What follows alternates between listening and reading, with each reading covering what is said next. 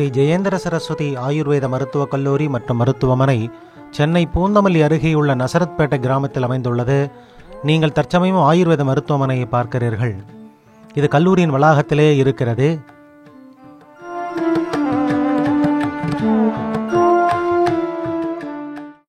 ஆயுர்வேதத்தில் பஞ்சகர்மா என கூறப்படும் 5 வகையான உடல் சுத்தி முறைகள் கூறப்பட்டுள்ளன.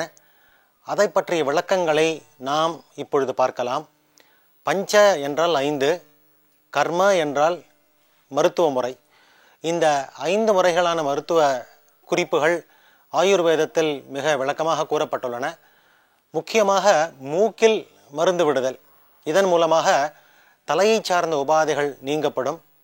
அதன் பிறகு வாய் வழியாக வாந்தி செய்யப்படும் ஒரு சிகிச்சை முறை இருக்கிறது. இதன் மூலமாக வயிற்றை சார்ந்த உபாதைகள் நீங்கும். ஆசனவாய் வழியாக வெளியேற்றப்படக்கூடிய பேதி எனும் மருத்துவ முறையும் ஆயுர்வேதத்தில் கூறப்பட்டுள்ளது. பித்தத்தை சார்ந்த உபாதைகள் இதன் மூலமாக நீக்கப்படும். ஆசனவாய் வழியாக செலுத்தப்படும் எனிமா எனும் சிகிச்சை முறை மூலமாக இடுப்பு வலி, கால் குடைச்சல் போன்ற உபாதைகளை நாம் நீக்கலாம். அதன் பிறகு இரத்த மோட்சணம் என்று கூறப்படும் காரி இரத்த குழாய்களை கீறி அதன் மூலமாக கெட்ட இரத்தத்தை எடுப்பதன் மூலமாக நம் தோல் உபாதைகள் அனைத்தும் நீங்கிவிடும் என்று ஆயுர்வேதம் கூறுகிறது. இதற்கு பஞ்சகர்மா என்ற சிகிச்சை முறை. இதை பற்றிய விளக்கங்களை நாம் இப்பொழுது பார்க்கலாம்.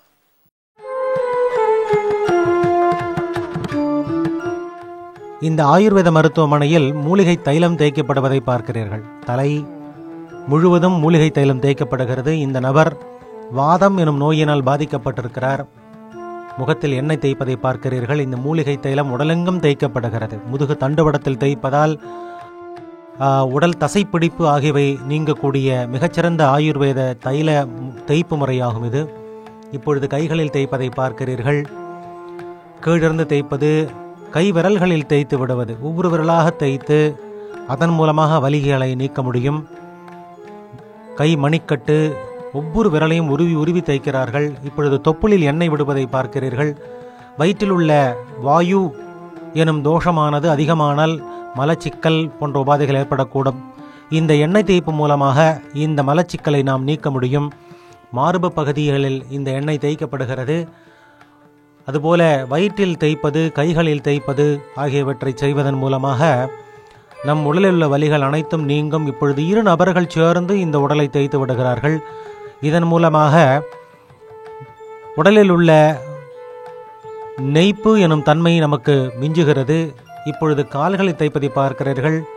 கால்களில் எண்ணெய் தேய்ப்பதால் நமக்கு நல்ல தூக்கம் வரும். கால், கை, உடல் ஆகிய எல்லா பகுதிகளையும் ஒன்று விடாமல் இந்த உடல் முழுவதும் தேய்க்கும் இந்த தைல முறையால் நம் உடலில் உள்ள வலிகள் அனைத்தும் நீங்கிவிடும். கால் பாதத்தில் உள்ள நரம்புகள் வலுப்படும். இப்பொழுது முதுகில் தேய்ப்பதை பார்க்கிறீர்கள். இதமாக தேய்த்து விடுகிறார்கள். இந்த இதம் பதம் என்ற 2 முறைகளும் மிக மிக முக்கியமானது. தலையில் தேய்ப்பதால் நல்ல தூக்கம் வரும். தலை சார்ந்த உபாதைகள், வயிற்றில் தேய்ப்பதால் வயிற்று உபாதைகள் நீங்கும். இப்பொழுது முட்டியில் தேய்ப்பதை பார்க்கிறீர்கள். இது ஒரு மூலிகை மூட்டை. மூலிகை இலைகளை கொண்டு தேய்க்கப்படுகிறது. இதில் வாதநாராயணம், நொச்சி இலை, முருங்கை இலை, கல்யாண முருங்கை, ஆமணக்கு இலை போன்றவைகளை சிறிய இலைகளாக நறுக்கி அவை மூட்டை கட்டப்பட்டு வெதுவெதுப்பாக சூடு செய்யப்பட்டு உடலெங்கும் தேய்க்கப்படுகிறது. இதன் மூலமாக நாடி நரம்புகள் வலுப்படுகின்றன. எண்ணெய் தேய்ப்பிற்கு பிறகு இந்த மூட்டையை உடலெங்கும் தேய்ப்பதால் இது உடலுள்ள நரம்புகளை வலுப்படுத்துகிறது.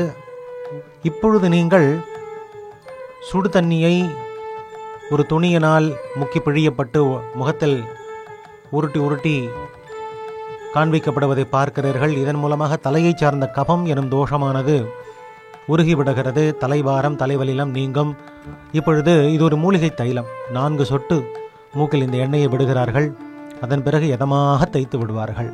இப்படி செய்வதால் தலையை சார்ந்த கபம் எனும் தோஷமானது உருகி வெளியில் வந்து விடுகிறது. சைனசைட்டிஸ் என்று கூறப்படக்கூடிய நோய் நீங்கிவிடும்.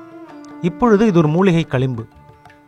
பல வகையான மூலிகைகளை கொண்டு அது ஒரு புளித்த மோரில் சூடாக்கப்பட்டு முட்டியில் பூசப்படுகிறது. முட்டியை மடக்க முடியாமல் வீக்கமான நிலைகளிலும் கடுமையான வலி உள்ள நிலைகளிலும் இந்த பூச்சு முறை மிகவும் உபயோகப்படும். இப்பொழுது ஒரு நபர் படுக்க வைக்கப்படுகிறார். இந்த நோயாளிக்கு என்ன உபாதை என்று நீங்கள் பார்க்கலாம். இது ஒரு சட்டி. இந்த சட்டியின் உள்ளே மூலிகை தைலத்தை நிரப்பி அதன் அடியில் ஒரு ஓட்டை போட்டு ஒரு துளை போட்டு அதன் மூலமாக ஒரு துணியை தொங்க விட்டிருக்கிறார்கள். மூலிகை தைலத்தை இந்த சட்டியில் நிரப்பி நெற்றியில் விடுவார்கள். சுமார் 8 அங்குலம் முதல் 12 அங்குலம் மேலாக இந்த சட்டியை பிடித்திருப்பார்கள். இப்பொழுது நீங்கள் பார்க்கலாம், சுடு தண்ணீரில் இந்த எண்ணெயை சூடாக்கப்படுகிறது. எண்ணெயை நேரடியாக சூடு செய்யக்கூடாது என்பதால் இந்த விதி. இப்பொழுது இந்த எண்ணெயானது சட்டியில் நிரப்பப்படுகிறது. இந்த திரியின் வழியாக இந்த எண்ணெய் ஒரு தாரையாக நெற்றியின் மீது விழுவதை நீங்கள் பார்க்கலாம். இதன் மூலமாக பலகாலம் தூங்காதவர்கள் தூங்குவார்கள். மனநோய்களுக்கு இது மிகச்சிறந்த வைத்திய முறையாகும். இதனால் மன அமைதியை நாம் பெற இயலும். ஃப்ராண்டல் லோப் எனப்படும் ஒரு மூளையின் முன்பகுதியில் இந்த எண்ணெய் விடப்படுவதால் சிறந்த ஞாபக சக்தியை இது ஏற்படுத்தி தருகிறது. நல்ல நினைவாற்றல், அறிவாற்றல் போன்றவைகளுக்கு இது சிறந்த முறையாகும். பள்ளிக்கு செல்லும் மாணவர்கள், மாணவிகள் இதை செய்து கொள்ளலாம்.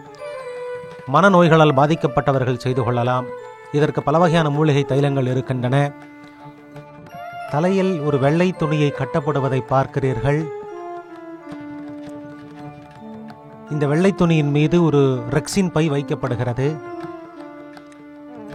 இந்த ரெக்சின் பையின் உள்ளே வெதுவெதுப்பான மூலிகை தைலம் ஊற்றப்படுகிறது. சுமார் 2 அங்குலம் இந்த மூலிகை தைலம் ஊற்றப்படும். அதன் பிறகு சுமார் 30 நிமிடங்கள் இந்த மூலிகை தைலம் அங்கேயே நிறுத்தப்பட்டு அதன் பிறகு வடித்தெடுக்கப்படும். இந்த மூலிகை தைலத்தை தலையில் நிரப்புவதன் மூலமாக நம் தலையை சார்ந்த உபாதைகள் அனைத்தும் நீங்கிவிடும். மிக முக்கியமாக என்சான் உடம்பிற்கு சிரசே பிரதானம் என்று கூறுவார்கள். இந்த வைத்திய முறையை ஒரு உளுந்து மாவை வரம்பு கட்டி இடுப்பின் அடிப்பகுதியில் வைக்கிறார்கள். இது எதற்காக என்றால் இடுப்பு வலி, கை கால் குடைச்சல் ஆகிய உபாதைகள் இதன் மூலமாக நீங்கும். முக்கியமாக முதுகு தண்டுவடத்தின் கீழ்ப்பகுதியில் உள்ள வலி உடனே நீங்கிவிடும். இப்பொழுது நீங்கள் பார்க்கலாம், வெதுவெதுப்பாக்கப்பட்ட மூலிகை தைலத்தை ஒரு பஞ்சினால் முக்கி அந்த இடுப்பு பகுதியில் ஊட்டுகிறார்கள். இதன் மூலமாக இந்த முதுகு தண்டுவடத்தில் உள்ள நரம்புகள் வலுப்படுகின்றன. இதை சுமார் 30 நிமிடம் முதல் 3/4 மணி நேரம் ஊற வைக்கலாம். அடிக்கடி இந்த எண்ணெய் சூடாக இருக்கிறதா என்று நாம் பார்த்து கொள்ள வேண்டும். சூடு குறையும் பட்சத்தில் அதை எடுத்துவிட்டு மறுபடியும் சூடு செய்து இதமாக விட வேண்டும். இது ஒரு மிகச்சிறந்த இடுப்பு வலி நிவாரணி சிகிச்சையாகும். இதன் மூலமாக நாம் மிகப்பெரிய ஆபரேஷன்கள் எல்லாம் தவிர்த்து விடலாம். இப்பொழுது நீங்கள் பார்க்கலாம், ஒரு மூலிகை பொருள் சூடாக்கப்படுகிறது. இதை ஒரு சிரஞ்சின் மூலமாக இந்த மூலிகை தைலம் எடுத்துக்கொள்ளப்படுகிறது. இதை இவர் பாருங்கள், காற்று நீக்குகிறார். இந்த காற்றை நீக்குவதன் மூலமாக எண்ணெயை மட்டும் நம்முடைய ஆசன வாய்ப்பகுதியின் மூலமாக இந்த மூலிகை தைலம் செலுத்தப்படுவதை நீங்கள் பார்க்கலாம். இப்பொழுது ஆசனவாயின் உள்ளே இந்த எண்ணெய் கடத்தப்படுகிறது. அதன் பிறகு இதமாக வயிற்று பகுதியில் சூடு வரும்படி தேய்த்து விடுவார்கள்.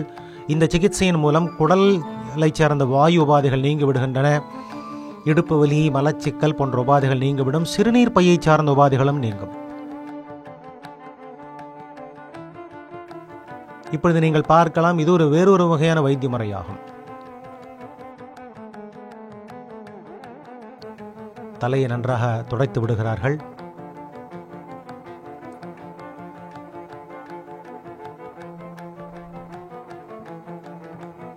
இந்த நபருக்கு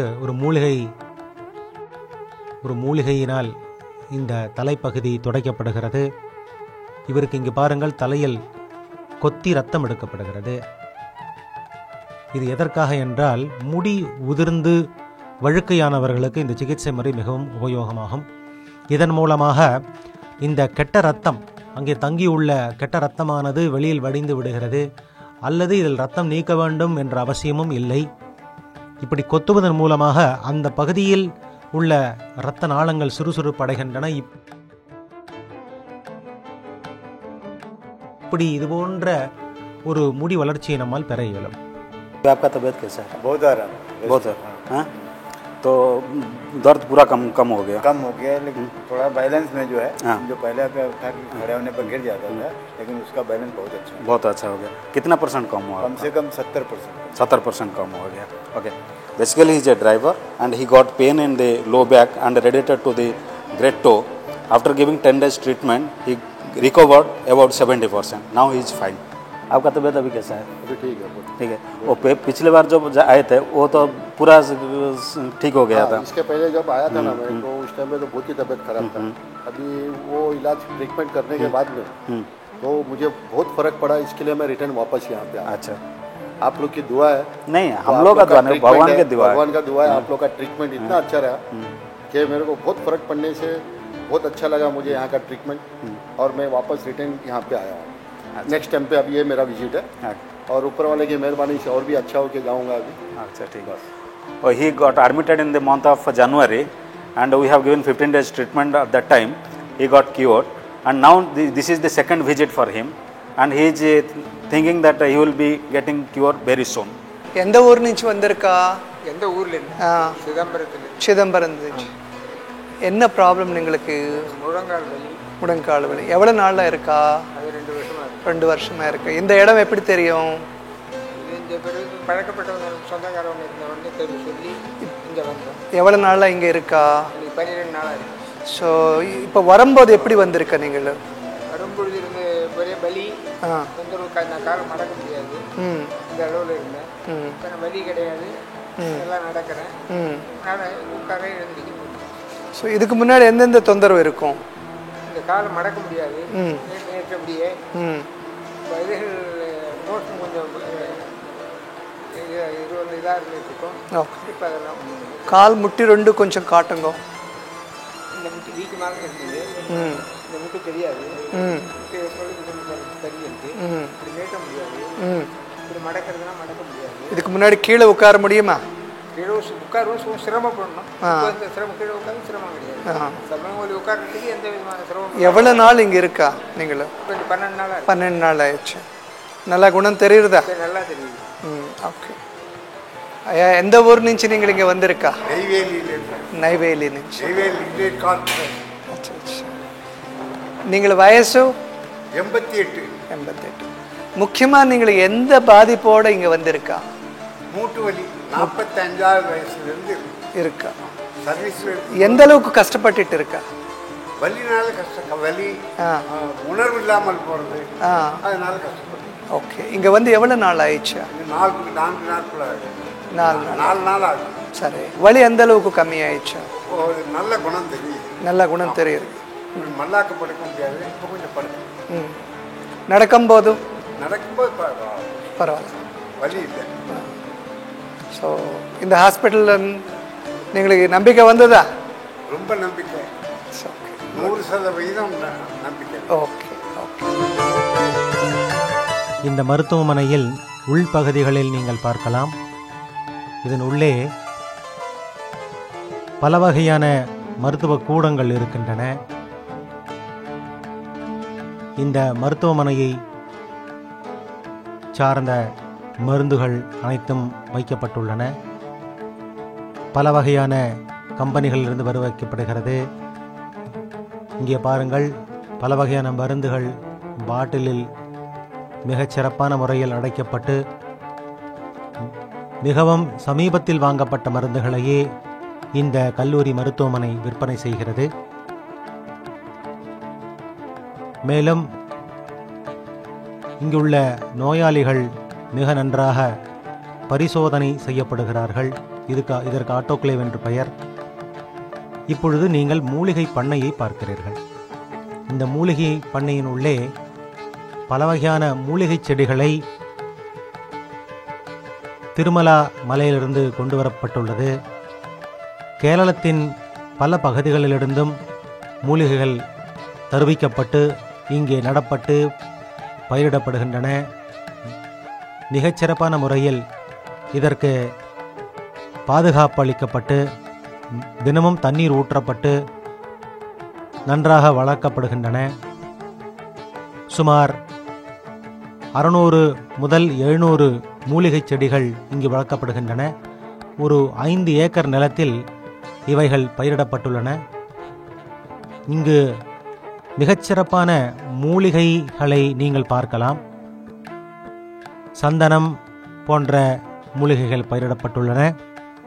இந்த மூலிகை தோட்டத்தில் உள்ள மூலிகை செடிகளிலிருந்து இலைகள் பறிக்கப்பட்டு அவைகள் சிறிய அளவில் நறுக்கப்பட்டு மூட்டையாக கட்டப்பட்டு நோயாளிகளின் மீது வெதுவெதுப்பாக தேய்க்கப்படுவதால் நோய்கள் உடனே நீங்குகின்றன. இதற்கு முக்கிய காரணம் என்னவென்றால், நாங்கள் வெளியிலிருந்து இந்த மூலிகை இலைகளை தருவிப்பதில்லை.